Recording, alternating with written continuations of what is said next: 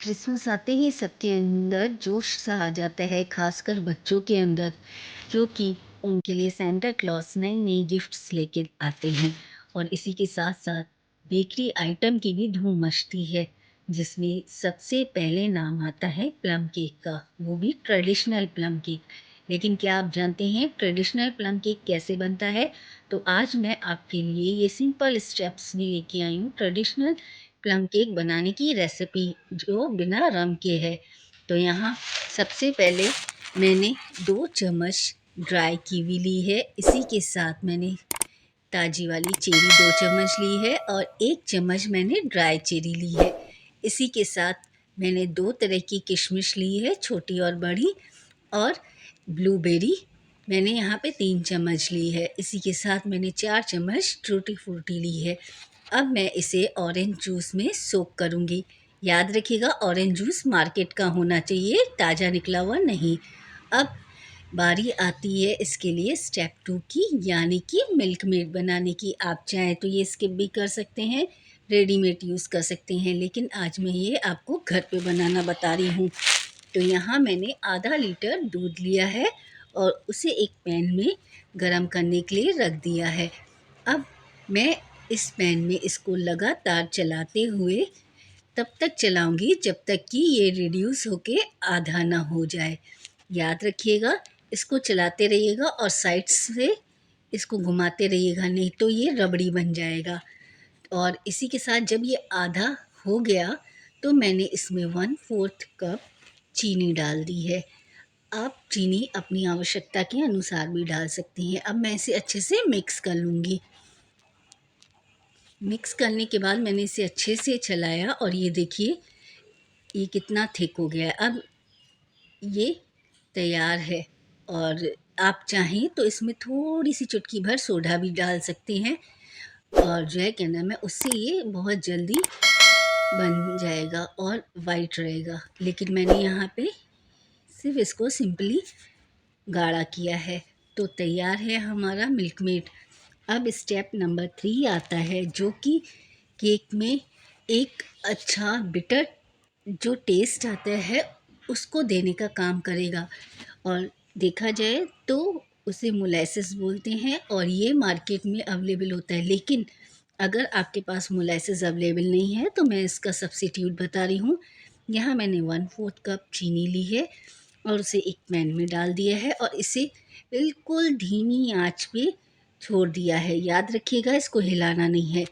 जब ये अच्छे से मेल्ट हो जाए तो अब मैं इसमें 1/4 कप ही गुड़ ऐड कर दूंगी और इसे तब तक मिक्स करती रहूँगी और चलाती रहूँगी जब तक इसका कलर एकदम डार्क नहीं हो जाता और ये अच्छे से मेल्ट नहीं हो जाता।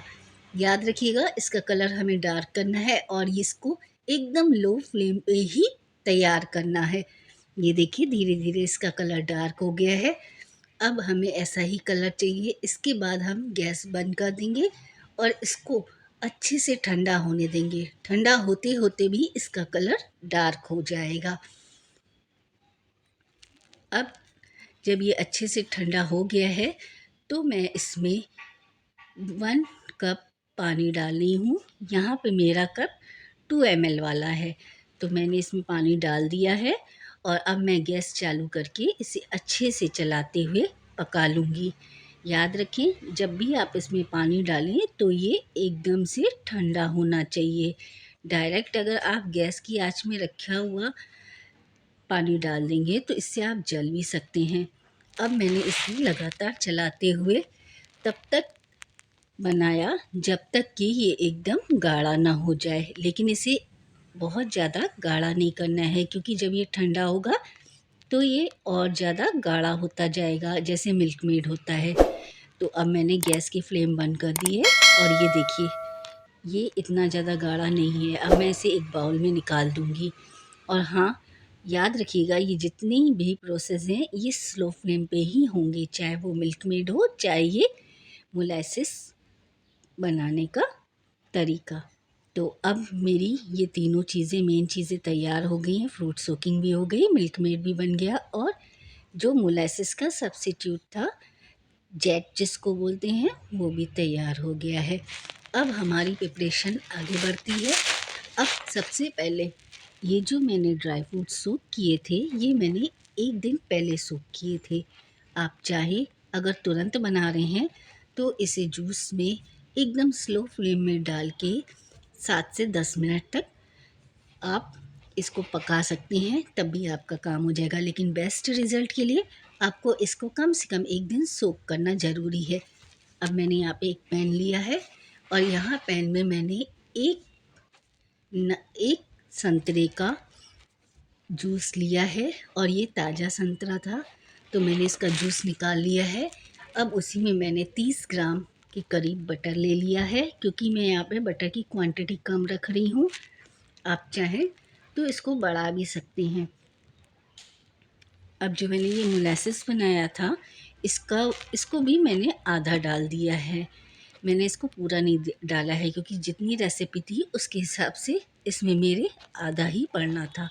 अब इसी के साथ इसको फ्लेम से नीचे उतारने के बाद मैंने इसे हल्का ठंडा कर दिया और इसमें ड्राई फ्रूट और 1/4 कप मिल्क मेड डाल के अच्छे से मिक्स कर दिया है। अब इसी के साथ मैंने एक नींबू का जस्ट लेके उसे भी डाल दिया है और साथ ही साथ इसमें मैंने 8 से 10 बादाम और 8 से 10 काजू अच्छे से चॉप करके डाल दिए हैं और 6 से 7 ड्रॉप वैनिला एसेंस की डाली है। अब हम इसे अच्छे से मिक्स कर देंगे और ये नॉर्मल टेम्परेचर पे होना चाहिए, ये बात का ध्यान रखिएगा।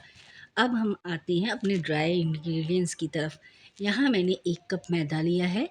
इसी के साथ मैंने यहाँ पे 1/4 टेबल स्पून लौंग का powder, 1/4 table spoon ginger powder, 1/4 table spoon दालचीनी पाउडर और इसी के साथ 1/4 टेबल स्पून मैंने यहाँ पे जायफल पाउडर लिया है। और अब मैं आधा चम्मच इसमें बेकिंग पाउडर और आधा चम्मच बेकिंग सोडा डालूँगी और इन सब चीज़ों को अच्छे से मिक्स करने के बाद मैं एक बार इसको अच्छे से छान लूँगी।